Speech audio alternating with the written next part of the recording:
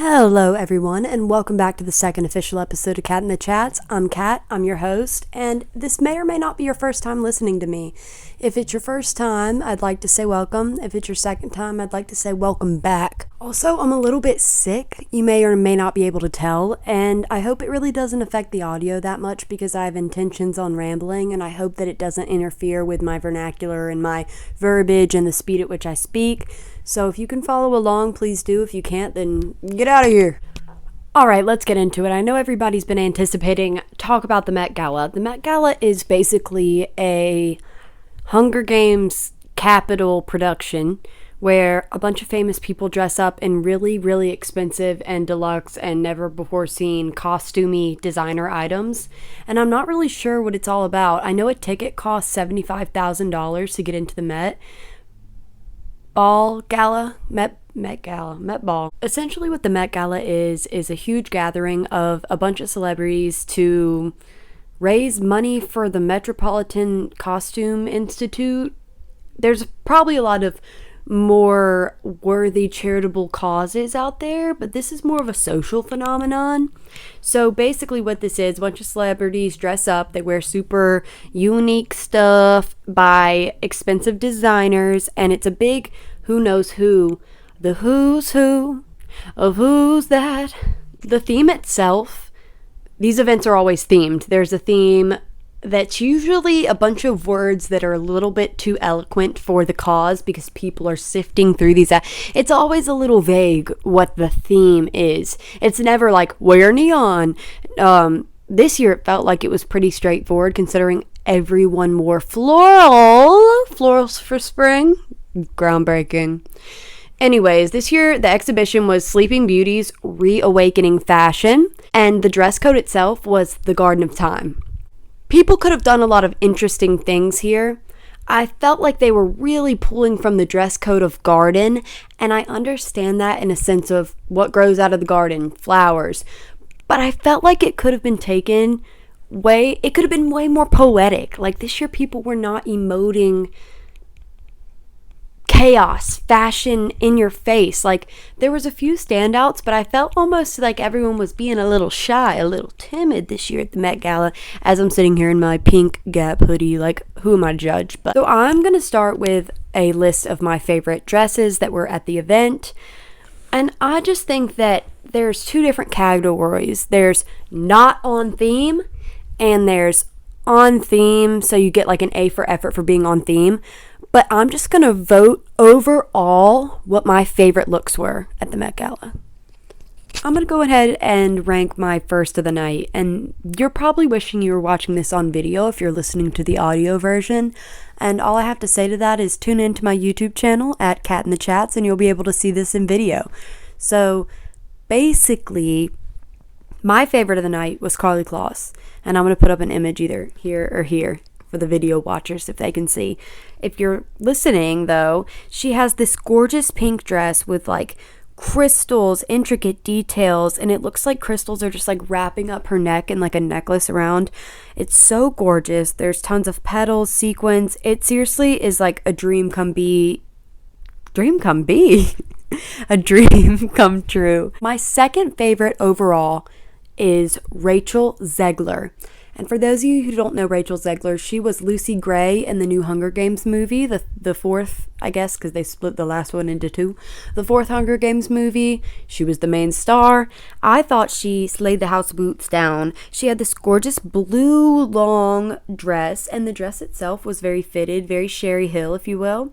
But it had these intricate details. It has almost a Cinderella effect to it. It's so, there's tulle, I just love the material of this, so that's why she lands number 2. Also, that color is stunning. Like, you can't really go wrong with, like, that Carolina blue. My third pick of the night, who's also in OT, not on theme, is Miss Mindy Kaling. Kelly Kapoor from The Office.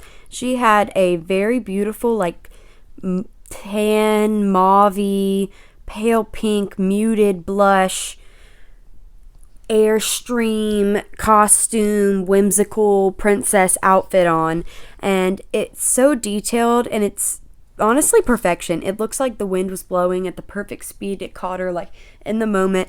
I think it's gorgeous on her. The color, everything about it. So that's why she got number 3. Honestly, amazing dress. 4th is Jessica Biel. And just like everybody, you know, she was sticking with a floral theme. She gets points for being on theme, by the way. You get like a subtle point if you are on theme. I don't really know a lot of her work. I think she's with Justin Timberlake, and I think he might have cheated on her, but it ain't none of my business.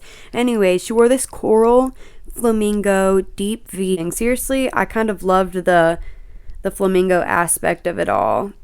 Like, that color too is really vibrant because it's not giving like obnoxious coral, but it's not giving like so dark that it's a pink. So, good work, girl. Next is Zendaya. Inevitably, she is becoming our queen of the Met. We had to sit Blake Lively on the back burner considering she didn't show up this year, so we had to give Zendaya her main spot. And so she took over. She did quite well. Her first look, and she had 2 looks total. Her first look was sort of a mermaid-esque evil sea creature, sea urchin vibe. It's giving Ursula. It's giving costume, like it's giving the Capitol. If anyone was giving the Capitol, it was Zendaya. Which is interesting because I feel like she would be a really good character in like a dystopian film, like a Hunger Games, a Divergent, a Maze Runner. She would be really good in one of those. So hashtag we need this resurgence of dystopian movies, and let's put Zendaya in the main character role. Is she one already? Like, does Dune count?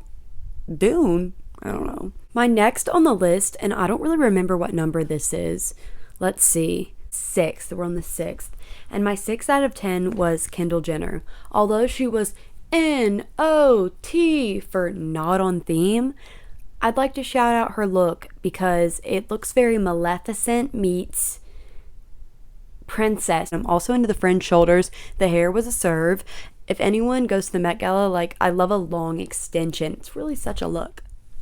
My next favorite, my 7th favorite, is Zendaya Part 2. When Zendaya came out in a completely different outfit, she was wearing this long black dress, and I'm loving the extravagance meets the drama and the huge over-the-top, like, camp theme. It's giving big and bold, and I'm here. I want something that says I'm here. And that's pretty much what all these people are doing, which gets them on my list. One thing I'd like to shout out about Zendaya's look number 2 was the bouquet of flowers that was blooming out of her head. I love a classic headpiece, a big statement piece. Like, people used to incorporate it like a costume, like you've got your headpiece and your dress. And I like how she always brought in that element of like, we're going to make it drama here, we're going to make it drama there, we're going to make it drama everywhere. So that's why I give her other outfit a place in the rankings. Next is Nicki Minaj. And I know that this is an unpopular opinion to even put her in my top 10 because it's so easy to just be like, that's lame, blah, blah, blah. But I think this is such a Nicki Minaj outfit. The cut, like the way that it's giving like 2008 Nicki, like in her costumey era, I think it's so perfect, and that lands her a spot in my top 10 effortlessly. And I think that the material of this is so interesting because it's not a usual fabric. It's like looking like 10. Very interesting. Shout out Nicki Minaj. Basically, Gigi Hadid was next. I think Gigi Hadid's look was giving drama, it was giving flair, it was giving fit and fun. I love when they're on the stairs and their dress is so long that it makes such a statement, just trailing down the steps. It's really pure excellence. Anyways, my next favorite was, wait for it, Angel Reese. I thought Angel Reese's outfit was like a chick hatching from the ground. It was giving garden in a sense of like a little duck. Like, it was giving, I don't really know. But I loved the outfit, the way it was like kind of ballerina tutu-esque with like another element of fabric. And I thought that it was very interesting to have her in the space of like the Met Gala and in the public attention. Like, she's bringing attention to the WNBA, which is huge. They need more funding because they need more viewers, so let's get her more viewers and get people, you know, interested. So I liked the move of having her there. I wish they would have had more of the WNBA there. I think that would have been interesting. But I felt like she deserved some recognition. Her dress had the similar color palette and tone to Rachel Zegler's, but I felt like it was an interesting cut, and I liked her being there, and that made me like her dress and root for her. But my last 2 on the list that I guess share the role of being 10th is Elle Fanning and Phoebe Dynevor. I hope I said that right. I know I probably didn't. But they similarly, I just felt like they both deserved to share the spot because they were giving just like pure excellence in the sense of clean, refined, natural beauty, classic beauty, just gown. Like not on theme, but very much muted tone. They had sort of the mesh effect where it was covering the body, but it was also giving like draped. I felt like this had interesting drapings and like an asymmetry that was very, very in at the moment. So I'm gonna give the two of them a tie. Their dresses were beautiful. Hopefully I can put one up here, one up here, who knows, and you guys can see if you're listening or watching on video. Wrapping up this whole Met Gala talk and my rankings, I just wanted to give a shout out to the Jason Derulo meme that resurfaces every few years, where it's like Jason Derulo fell down the stairs for the 6th year in a row at the whatever. I see this every year and it is so funny to me, and every time I see it, I retweet, repost, like immediately it grabs my attention. It's hilarious every year and it's one of my favorite tweets out there.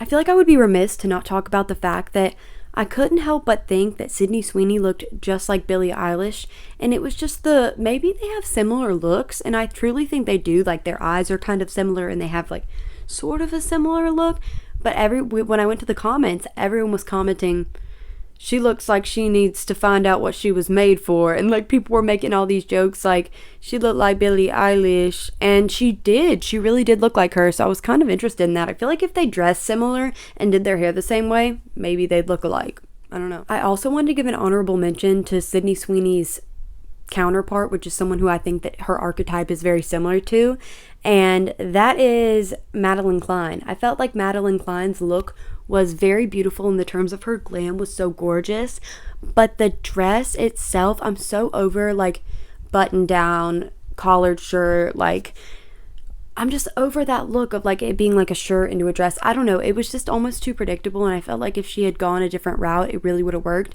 because I'm so over people wearing black or white or black and white combos like to the Met Gala. Like there's always this recurring, like last year was Karl Lagerfeld, y'all. It was last year, y'all are late. And people just do that because they play it safe and they think that like it's destined for greatness, but it kind of falls in the background. And I think that's a lot of mistakes that happen, are people wearing black or white or both together to the Met Gala. It's not working for me. I need a color. I need to wow me.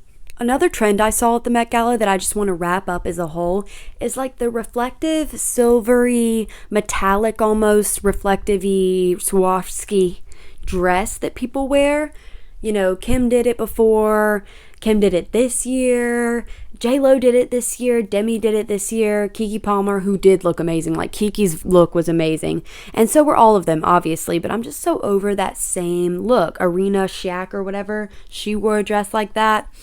I think that it's been done and it's gorgeous, and I think that now's the time to know that we have to move forward because it's been done and it's been recreated to the point where it's lost its pizzazz, and that's just my thoughts. I also wanted to mention that the two-piece look, like Riley Keough or Cara Delevingne, like the two-piece, it's kind of giving 2018 or 2017 prom, where everyone was getting the two-piece dresses, which was very in at the time. It's giving Sheena Shea's wedding dress, which she got clowned for, and it's hateful and whatever, but it was so cool in the time, but low-key a fad. And when I see a dress that's a two-piece like that, it's almost too easy. And I hate to say it, I mean, Taylor Swift wore the two-piece outfit on Midnights, and it was a serve, though. It was like a serve coming from her. But regardless, I think it's giving 2018. I think we gotta leave them two pieces in the past. I feel like the reason Zendaya overall, though, became Queen of the Met was because, like I said, our girl Blake Lively has not been seen. You know, she had her kids and she's taken some time off, some time to herself. You know, she put the Met to the side. Maybe she's more of a mother and didn't really have time to get around to the frivolous activities of celebrities. But I really missed her. Nothing's more iconic than her look that was like similar to Lady Liberty, the way it was copper, bronzy green, showing the transition of time in New York, and it was so iconic, which makes me want to also get into a whole segment. And if you're a boy listening to this, you've probably already you probably already clicked out of this. It's probably so boring, unless you're a boy that loves fashion, is interested in what I'm talking about. But let's highlight a few of the most iconic looks of all time while I'm at it for the Met. Kendall Jenner and Kylie Jenner, purple and orange outfit. That's all I got. If you know, you know. You know what, y'all? I'm going to spare you because this is a rabbit hole that I could go down forever. I just looked up a bunch of iconic Met Gala looks from the Heavenly Bodies era, and Rihanna's look, that's someone we were missing this year. Give me Rihanna. Where's Justin and Haley? Oh, it makes sense now, like where they were because she's pregnant. We'll get into that later. Overall, my thoughts were, where's Julia Fox? Where is Megan Fox? Where is, I already said Blake Lively, but where's Hunter Schafer, Anne Hathaway? Give me Bella Hadid. Like, we were missing some icons at the Met Gala, and it just felt stale without Rihanna. I think if she was there, I would have enjoyed the entire event a lot more because she rocks, and I love Rihanna. Transitioning out of the Met Gala talk because I just went on a whole spiral, and I feel sorry for the listeners that genuinely were interested in that. I'm going to leave a whole tidbit to say if you want to not listen to the Met Gala segment, skip here.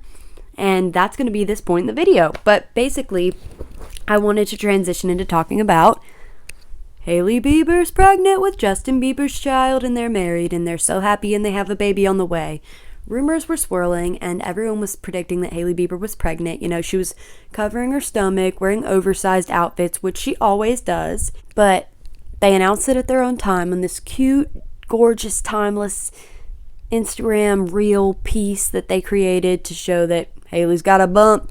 And I'm really happy for the two of them. I know Selena Gomez is punching the air, and I fear she may go into psychosis part 2, and I feel so bad saying that, but she is never going to be healed from that situation, I don't think. I think that broke her, and I can't blame Selena Gomez.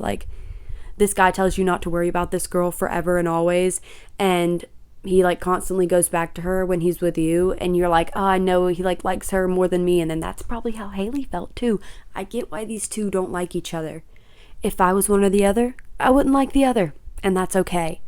But that dynamic of Hailey, Selena, Justin is so interesting to me because I feel that Hailey and Justin are so far removed from Selena, but I feel like Selena and her fan base are so insane and unwell, and maybe some of Justin's fan base to the point where they want them to be together and are harassing Hailey, which go watch the Call Her Daddy episode of Hailey Bieber and Alex Cooper. It was a very informational episode, and she got a lot of crap for it because a lot of people don't understand the dynamic of how Justin Bieber went back to Selena Gomez and then married Hailey 2 months later, which sent Selena into a spiral. And basically, people didn't understand the timeline, so they were judging her and him, and nobody really knows these people behind closed doors. It's all fun to speculate, but we don't know these people at all, and it's wrong to talk about people that we don't know, but it's also fun to speculate as a spectator and as a person that has a objective, from a hands-off stance. I actually feel bad because I said I wasn't going to talk about the Met Gala any longer. But then I realized I have another topic that may have a niche audience of people that are interested, and it's called Taylor Swift's album and my thoughts. And I got a lot of them. So brace yourself. And if you're still bored in this episode because I've only talked about fashion and Taylor Swift, then sorry, I'm going to keep talking about it.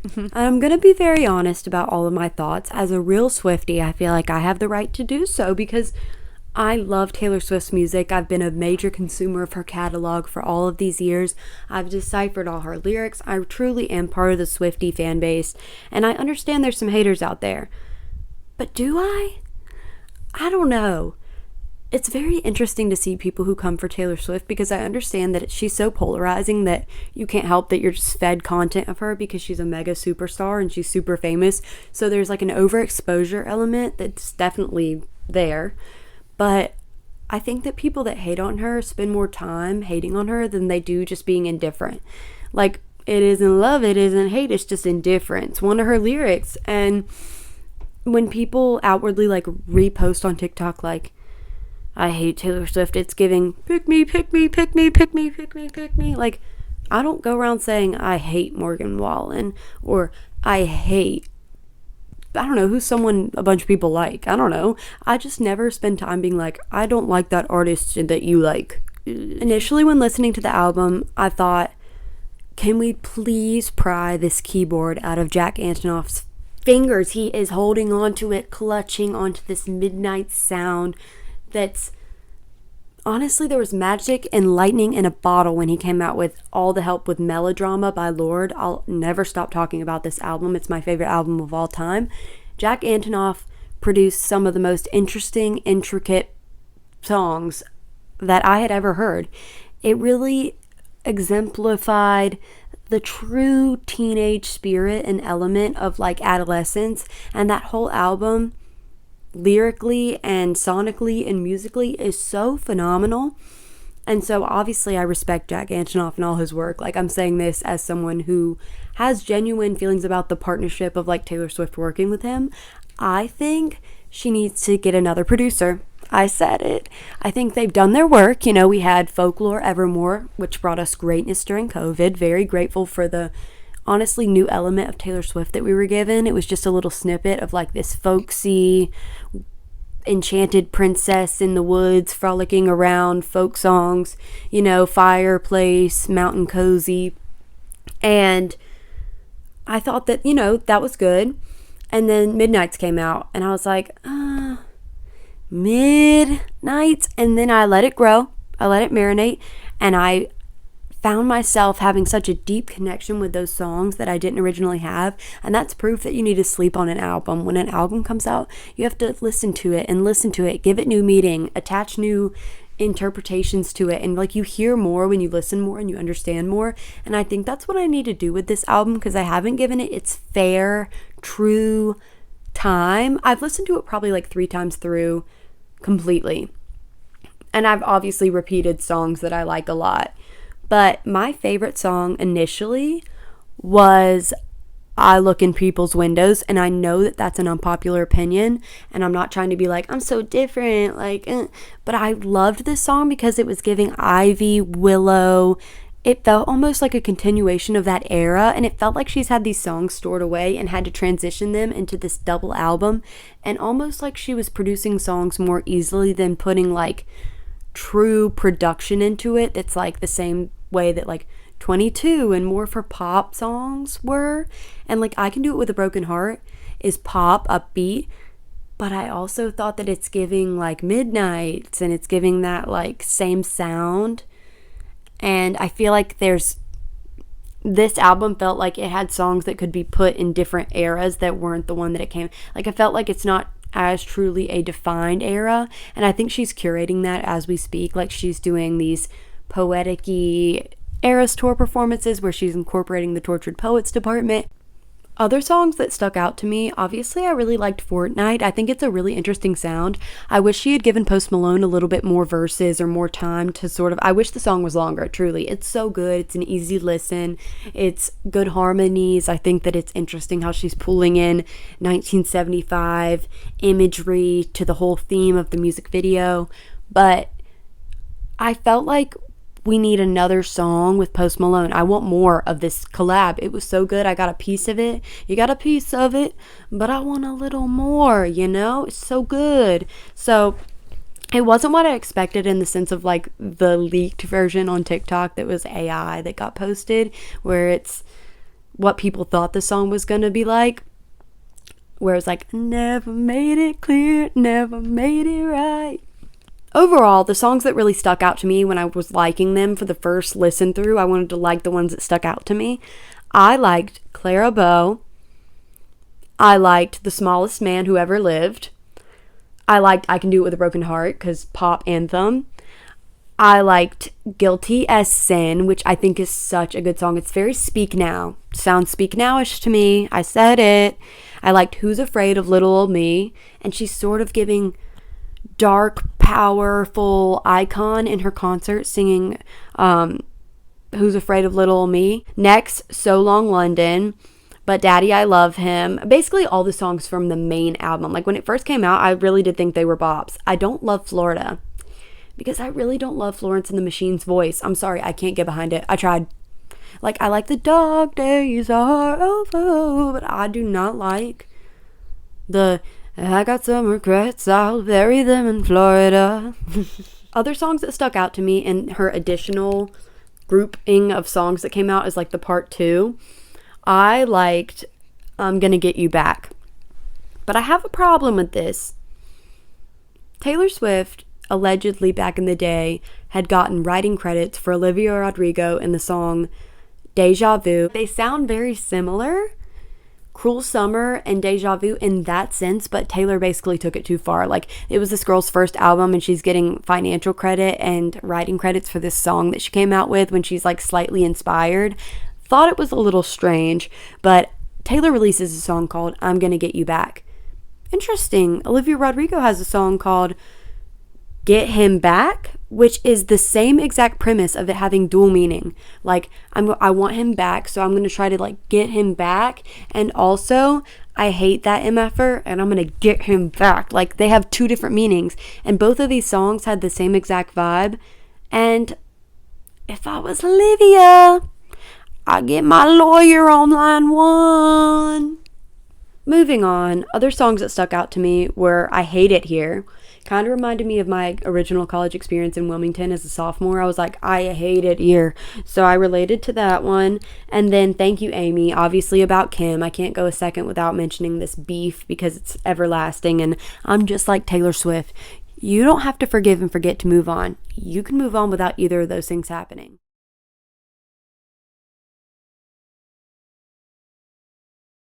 She said that and it changed my life, and it's so true. And if I'm like her, I never get over anything. So I don't really blame her for this diss at Kim. Like, other than those songs, the other ones aren't hitting yet. I haven't applied meaning to them and I haven't given them a true hardcore listen. Right now it just sounds like there's no melody and it's just this whimsical whispery voice over a track where it just sounds like it works, and it's not really coming up as song for me.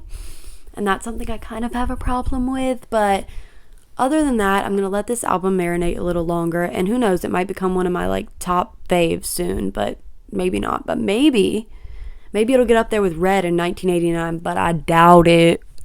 Next on the list of pop topics is something that's been going on in the rap industry. There's a little drama. There's a little something in the air. And it seems as if here are the players. Metro Boomin, J. Cole, but barely, Drake, and Kendrick Lamar. Whoa, the way I said that was kind of weird. Kendrick Lamar. I'm citing a Time article called A Recent Timeline of the Drake versus Kendrick Lamar Beef. And the authors are Moises Mendez II and Solskjaer Berga. I hope I said that correctly. If I didn't, sorry. But they wrote about this ongoing strife in the rap community. And basically it started with J. Cole. J. Cole refers to himself, Kendrick Lamar, and Drake as the big three. Later, there's a song that comes out by Metro Boomin and Future called Like That, where he says, "Mother F the big three, it's just big me." J. Cole enters the beef with the song 7 Minute Drill, but he quickly bows out afterwards. He says, "Your first shit was classic, your last shit was tragic. Your second shit put Bleep to sleep, but they gassed it. Your third shit was massive, and that was your prime." So essentially he's calling Kendrick Lamar a has-been. He said, "You're past your prime, you've done your thing, you're old, hey, get out of here." But then he removes it, and he says that was the lamest, goofiest shit he's ever participated in. This is when I, in real time, enter the scene. Drake comes out with a song called Push-Ups. I found it on TikTok because two of my favorite TikTokers who react to new music, they react to Taylor Swift, they react to whatever people say in the comments they want to hear from. They do like a first time listening video, and I love their account.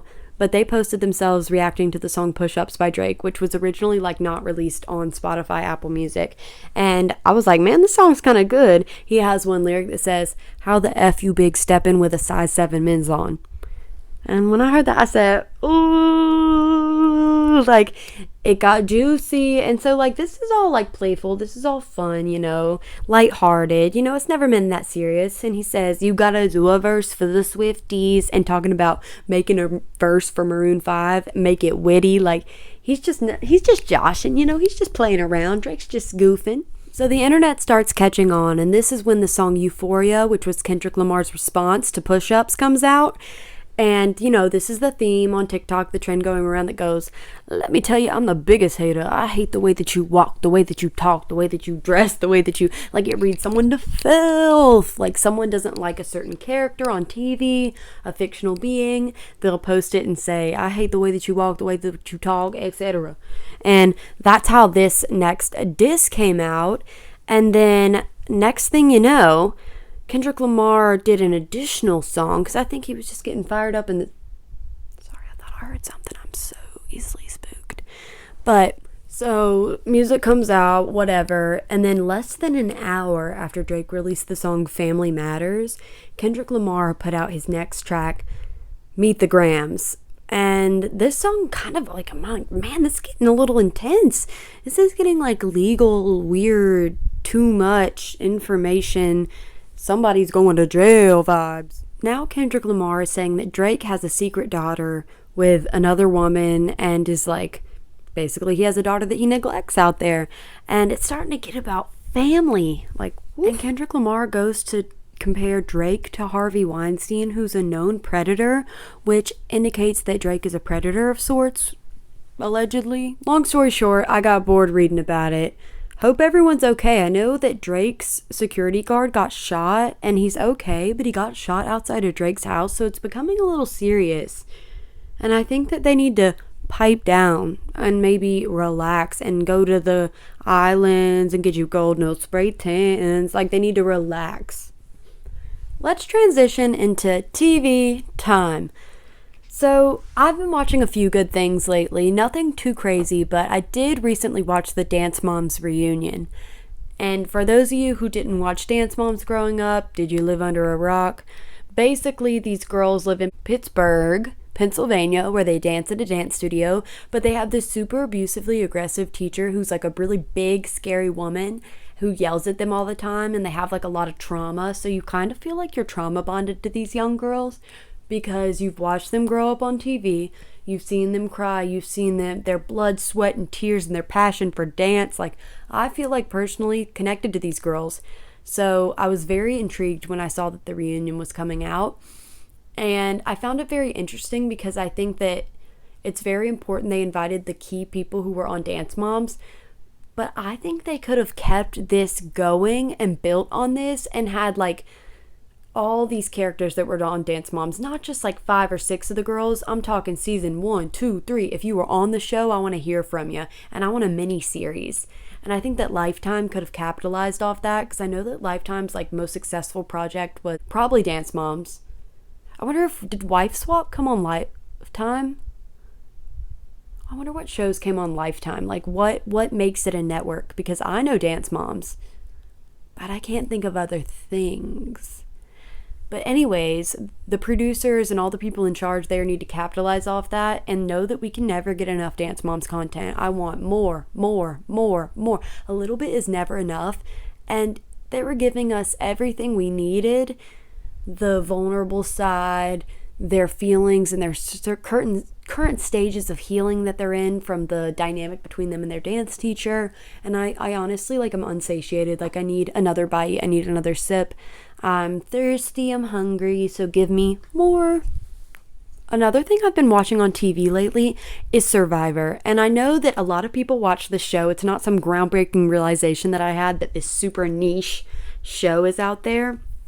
It's very famous, but I just wanted to highlight and reiterate, because I feel like I've probably said this before on another time and space, but Survivor is one of the most phenomenal shows and an amazing social study. It's a reality TV show, but it's so real and raw. There's no fakeness to it. No one's performing. There's not like, they're not mic'd up with their scenes, like redoing scenes. It's real, raw, and you get to honestly like connect to these people. It's an emotional journey, and you see people like doing physical labor, and you know, you're rooting for them. And this season of Survivor is so good. If you have Hulu or like, I don't know how you stream it or whatever, YouTube TV, whatever you watch your TV on, watch Survivor. And if you haven't watched it before, I recommend watching any of the seasons that Joe Aglam is on. He was a huge crush of mine. I'll put the seasons that he was in right here or here, and I'll put a picture of him somewhere because he is one of my crushes until I realized that he's like a weirdo on social media. Like, I went through his social media and I've got a lot of questions. Like, I've got some concerns and questions, but he was my favorite contestant on all of Survivor. And I think that everybody should tune into Survivor soon. Another show that I'm watching that I have to talk about is Vanderpump Rules. And a lot of people I know have seen majority of the seasons of the show. I think you're able to watch it on like Hulu. I don't know. I keep referring to Hulu. Like, I don't know where you can stream everything. Google it. I don't know. No, it's Peacock. Peacock is Bravo. So if you have access to Peacock, please log in and watch Vanderpump Rules or any of the Housewives or Southern Charm or Summer House or Below Deck. There's an endless treasure chest of amazing, interesting, dynamic social TV shows that are reality TV that you can really learn a lot about people from. And I feel like people that watch Bravo shows have better interpersonal communication skills. Even if they're worse off for it, I think that they're a communicator for one thing. But I'll give everyone my thoughts on Vanderpump Rules. Personally, I think Lala Kent is insufferable this season. I think that she's a sympathizer with people who, like antagonists. She will befriend the antagonist. Like, let's say your friend doesn't like someone. She's going to get to be close with the person that you don't like and then play devil's advocate and not see why you don't like them when that person has screwed you over. Like, Lala is a hypocrite in a lot of ways. She really seems to be like knowing right from wrong, but she's made a lot of mistakes. So whatever comes out of her mouth, it's like, I don't know. I like her, but I don't. And sometimes I don't know. I feel like I just don't love her this season. Katie, always being, not very delightful, for one. I mean, I think she's sort of mean, but I think that I respect her because she's a very loyal friend to Ariana. And this season, Ariana on Vanderpump Rules, the one that got cheated on by Tom Sandoval after they had a relationship for like 10 years, I think that she had a hard time this season distinguishing friends from people who wanted like the limelight through the show, or they wanted to connect with her ex so that they could have more camera time. And I think she saw through everyone's crap this season. And I think that the jealousies came out. For example, Sheena kind of seemed jealous of Ariana because Ariana was on Dancing with the Stars and Sheena wanted to be on Dancing with the Stars. And obviously Lala was jealous because Lala got cheated on and Ariana got this like princess treatment afterwards, and Lala got a baby with a man she didn't want to see anymore. So anyways, Tom Sandoval, I don't have much to say about him. Like, you could catch me like feeling bad for him sometimes, but what he did was so egregious and unforgivably horrid and awful and harmful, and he's an idiot. Like, it literally gives me the chills and the creeps. Like, it makes me so scared of men that he could F Ariana's friend behind her back and Ariana's friend could do that to her. Like, the fact that she was capable of it, it's scary. It's scary. I think he has like sociopathic behavior, but I also think that he's just like, they say he's a narcissist, and I think he is, and he's delusional that he has talent. Like, he thinks he could be in a band. But at the same time, I kind of commend him for coming out on the show and being honest and truth. Oh my God. I'm literally drinking the Kool-Aid. Like, I'm believing what he's serving, and this is why I am vulnerable. I'm a good victim for deceit. You could easily fool me with anything and I'll believe it, and that's just true that I just fell under Tom Sandoval's spell for a minute. But I don't know. I think Tom Schwartz is a big P-U-S-S-Y, and it's mean to call a man that. I'm so sorry. I might bleep that out because it's just so vulgar. But he is clearly intimate with this former roommate of his, Joe, but he's embarrassed to be seen with her because the whole group makes fun of her because of her mannerisms and stuff. But truthfully, she's the she's the female version of Schwartz. Like, he's looking in a mirror and seeing someone with like these similar quirks. It's not going to be easy for him to find someone that's going to put up with his BS like this chick is. And he treated her like crap, and honestly, she got treated so bad. If I was her, I'd run for the hills, get a new hairdo because she needs it. But I know that was kind of mean. I'm sorry. But I just get out of town. These people aren't your friends. No need to try with them. Give it up. It ain't gonna work. Anyways, one more thing I want to comment on for TV time is a movie I just saw with Anne Hathaway in it, and it was called The Idea of You. Overall, this movie's pretty much about Harry Styles. It's like a Harry Styles fan fiction weird trope going on. And it models the situation of Harry Styles and Olivia Wilde in a sense of like older woman dynamic, younger pop star boy dynamic.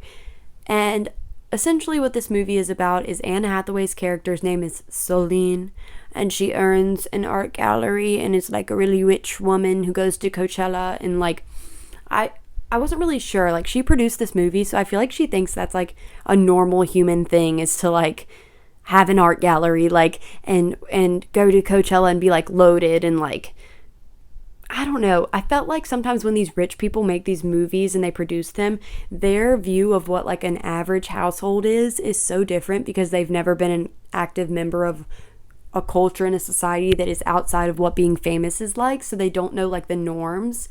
But I felt like that's kind of where this movie missed. I felt like if she was more suburban and had less money and wasn't like, I don't know, the wealth aspect, I felt like she needed to be like poor or something. It wasn't working for me. It wasn't working. But it was very interesting to see the Harry Styles character. He was definitely attractive, and I think the chemistry was there. The movie overall, I'll give it 4 out of 10, maybe 5 or 6, because I'll probably rewatch it because it was heartfelt, nice and easy, good, you know, and it helps me live out that fantasy that I always had that I would be with Harry Styles. So it gets 2 stars for at least resembling a story of Harry. But I don't know, it's just like cheap, silly rom-com. Could do with it, could do without it, but it was very interesting to see like the One Direction aspect of them being like a parodied on there. And I don't know, I recommend it. So watch this movie, get back to me, DM me, message me, tell me what you think, because I can't really decipher my thoughts because I don't think I have any. I think I'm thoughtless about that movie. Moving on to one of my favorite segments, grins and gripes. I have a few things to grin about, and I have a few things to gripe about. So let's start with grins. My favorite grin of the week is my new hyperfixation of a food.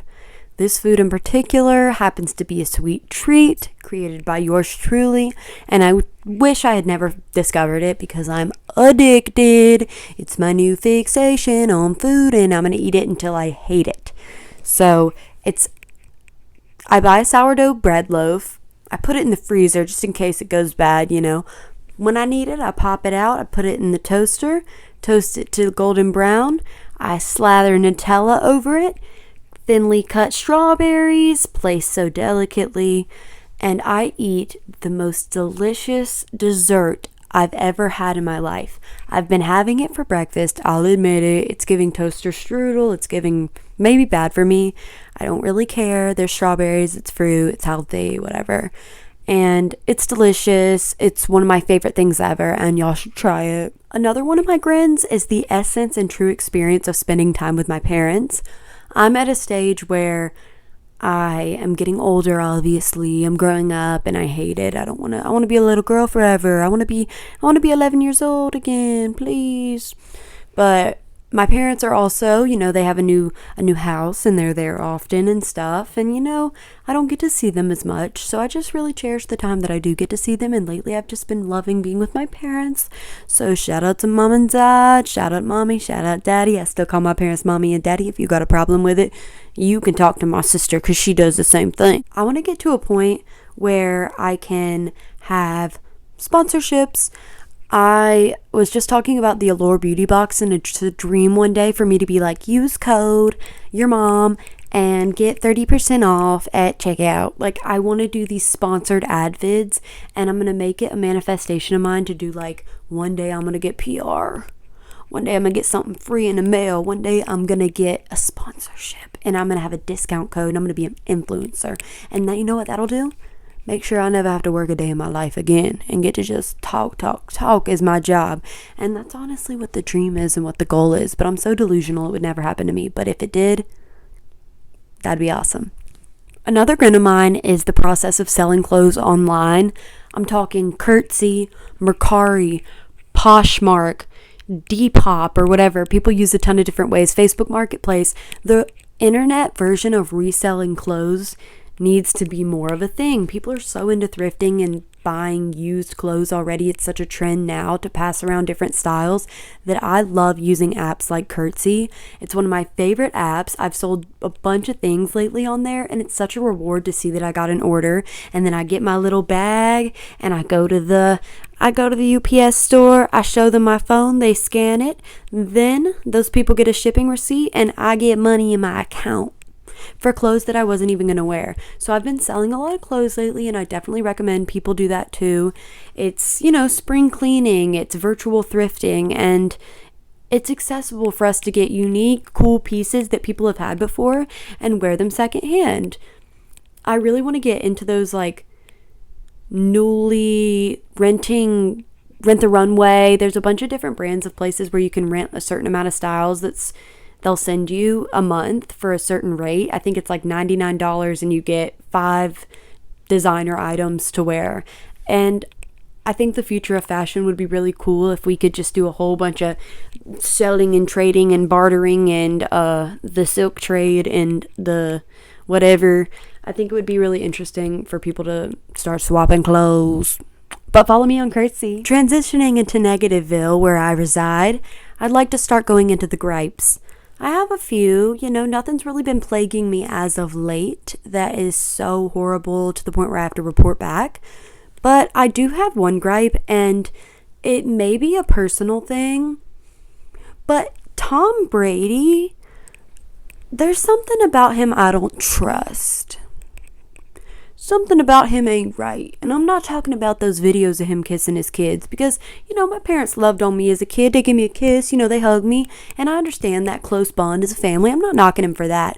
But there's an alien in there. I think he's an alien. I think Tom Brady's an alien, and you know who else is an alien? Oppenheimer. The guy that played Cillian Murphy in Oppenheimer. Every time I saw his face on the screen, it's scary. I jumped out of my seat. He is scary to me. And some of these men, I'm like, you're not from this earth. You're an alien. And those two people are giving alien lizard energy. I don't know how to explain it, but I don't trust them and I'm scared of them. Another gripe I have, which is a total irrational fear of a gripe. I don't even know if it should be considered one. But when I'm driving and someone throws their cigarette out and I have to run over it, I assume every time that my car's going to blow up. That cigarette is going to catch some type of gasoline on the corner of that dripped down from my thing, and it's going to blow. So every time someone throws a cigarette out, it's not a real gripe, but it's more of a, I'm really scared. Oh my God, my car's going to blow up. I hate when that happens, and it spooks me every time. I've got a few more gripes that I just realized. Recently I got towed. Yeah, I got towed. And here's what happened. I park in a big parking lot made of gravel. They're too poor to make the white lines for people to park, so everyone just parks concert style in this big gravel lot. I thought that the person that I parked behind could pull forward to pull out of their gravel spot. Turns out there was someone in front of them. I was blocking them in. They called the tow company. The tow company backed me up 10 feet. Then they got out their Square device and charged me $350 for backing my car up 10 feet. I was only at dinner for about 25 minutes, and when I came out, my car was on a towing machine. And I hate when that happens to me, because $350, I know it's not a lot to some people, but I could have gotten a pair of shoes or two. I could have done something cool with $350. I probably would have saved it, but the fact that I had to spend it on something so unrewarding, I cried after. Confession. It really just effed me up. I was like, someone's job for real is to tow people and screw up their day. And I remember going to a tow place one time, and all the pictures on the wall were them doing these heroic deeds of rescuing people after accidents and picking up carnage and wreckage after stuff. And I'm like, all you MFers do is take my money and take my car away from me when you shouldn't. And I don't trust you, and your job is to literally F with someone's day. And I don't like it. I would, if someone told me I'll give you $100,000 right now to work for a towing company, I wouldn't do it. I don't want to work for a towing company because I'm not trying to ruin people's day for a living. Another gripe of mine, and I'm going to wrap it up soon, I promise. It's easy to talk about my quarrels. It's easy to talk about my pitfalls and sad moments, or times I've been down bad, this time included. Basically, I went to a music festival in Charlotte this past weekend. It was called the Loving Life Festival, and it was promising. It was a promising event. Yes, it was the weather was a little foggy, you know. Yeah, that was happening, and a little rainy. We got rained on. But the issue for me and the gripe of it all was getting lost and separated from my friends. Being a lone wolf and a lone soldier at a huge music festival with so many people. I love my friends, and if you're listening to this, like, I'm not mad at you. I'm not mad at you, but I was scared and sad and worried when I got lost. Basically, I had to pee really, really bad. Like, Post Malone's on. We already missed the Chainsmokers because there were so many people there that we couldn't hear them. And I love the Chainsmokers. And I was like, dang, I really wanted to hear them. We did get to hear Jessie Murph, who surprisingly is a 19-year-old. She's really phenomenal. Her music's really good too. Listen to Jessie Murph if you haven't. But we're at Post Malone. We're about 4 songs in. And I've been drinking like Tall Boy, like big, like Topo Chico, whatever, Simply Lime, like whatever, big Tall Boys. I gotta pee, and I had been holding it. But it got to the point where I couldn't hold it anymore. Like, I was going to either pee on my leg, pee down both my legs, or, like, get a UTI from holding it. So to my friends, I was like, I really have to go to the bathroom. Will you go with me for just a second? Will you please come with me? Like, please, like, I got to go to the bathroom really bad. And they were like, just squat. Just pee right here. Just pee in front of everyone. And they wanted me to squat and pee on the ground where people were standing right beside them I'm like, no, I'm not like squatting and peeing in front of these people like who see me doing it and like my pee's gonna like trickle down on people's legs. Like, I'm not doing it. I need to go to the porta potty. It's just back here. Will someone come with me? And they basically like didn't want to come with me. So I had to break free from the group and go to the porta potties out back.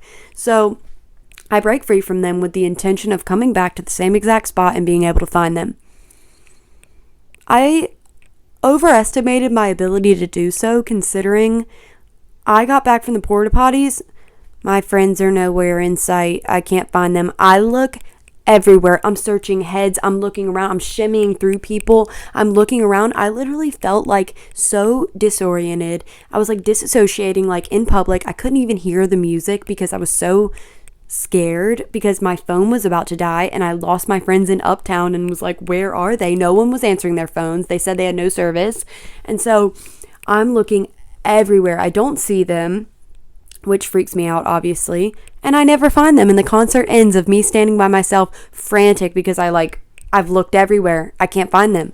And people were like blocking me, like I was trying to get in front of them. And I was like, I lost my friends. Like, I can't find my dad. I felt like Nemo. I was literally Nemo, a lone wolf out there. And basically the concert ended. I'm still frantic. I'm like calling people I know that live in Charlotte that could like maybe help me because my phone's about to die and I'm worried about all of that. And people were really helpful, like the people that were responding to me and being nice and stuff. But eventually my friends found me way after the show and stuff, and like I linked up with them, went back home, I got home safe, whatever. But long story short, if your friend has to go to the bathroom, just go with them. Just go with them. You can still hear the music, you just can't see the stage for just like about 30 seconds. I was real fast, and then we can go back to our spot together and we'll be good. But like, please, I wish they could have come with me. So that kind of derailed my Post Malone concert experience. So I have to go see another Post Malone show. Like, inevitably, he's an amazing singer, and I'd like to go again. Enough with the gripes. I think I've had enough negativity for the night. I'm good, love. Enjoy. Thank you guys so much for listening. I forget that I'm like on camera, honestly. I got into such a habit of talking into this thing that in the end I felt like I was like talking to a friend that was here. I was just talking someone's ear off like regular. But thank you guys so much for listening to this episode. More to come, guests to come, and a lot of exciting things in store. Y'all know I ain't got nothing planned, but still, keep listening every week, and I'll be back. Thanks, guys. Bye.